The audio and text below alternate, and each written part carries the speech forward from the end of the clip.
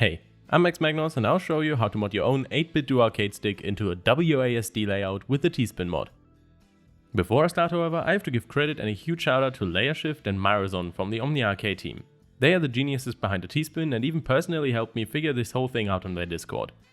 Link to it is in the description, and there you'll also find the 3D files to print the mod yourself. They also produce the ODIN V2, which is a kind of pro version of this mod. It comes pre-assembled with you having to basically just drop it in, however there is a waiting list for it. But if you want to save yourself a lot of time and effort or just want a higher quality product, definitely put yourself on that list. But now, let's get into how to build one yourself. First off, here's what you're gonna need. Some cables, I recommend some with connector pins to make it easier to swap out the mod if you ever want to. A screwdriver, specifically a Torx T9, which is needed to open up the arcade stick. Note that the screwdriver should be as thin as possible since the holes in the back of the 8bitdo are quite small. Next, you'll quite obviously need a soldering iron to solder everything into place, as well as scissors for cutting and stripping the cables. If you have dedicated stripping pliers, that would be even better, but a sharp knife or sharp scissors will do. Lastly, you'll need access to a well-calibrated 3D printer and a lot of patience printing until you get it right. Oh, and you're also gonna need some mechanical keys of course. Pretty much all of them work, but I highly recommend some K low profile switches.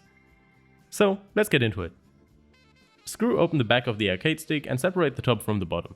Be careful opening it as the backside is connected via a cable, but once you remove that you can put it aside. Next you'll want to remove the stick itself. Mine was already removed so I can't exactly show it, but it's generally just as simple as removing the 4 screws and unplugging it from the socket. Next to the socket you're gonna see 5 soldering connections, one for ground and one for each of the directions. What I did was solder cables with female connectors to each so that later I just have to plug in the T-Spin mod instead of having to completely solder it in place. Also, please disregard my terrible solder job, this is the first time I've soldered in like 5 years. So now we move on to the mod itself. Before you start soldering, you need to have a couple of parts 3D printed. Firstly the body, which is where the keys will actually go in, and secondly the base, which will close the whole thing up and hold it in place.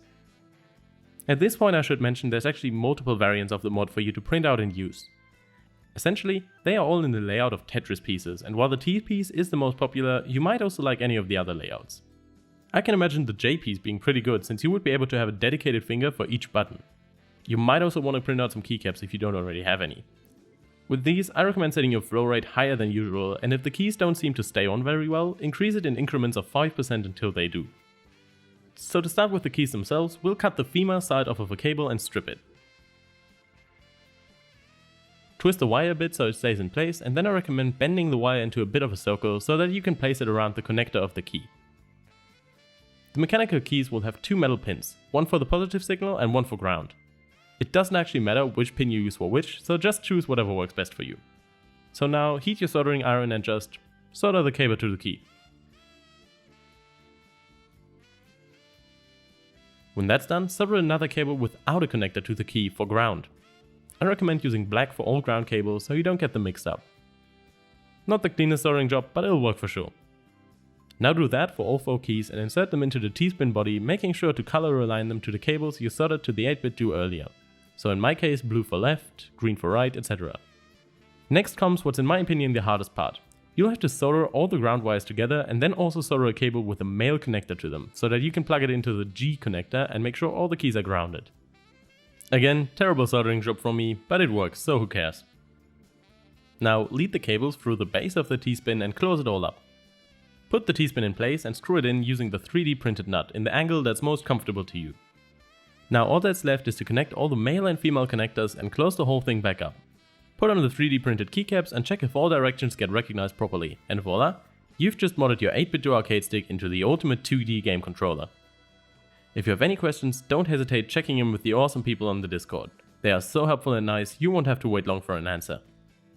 Also, this isn't really my usual type of content, but if you like this, consider checking out the other videos on my channel and see if you liked any of those as well.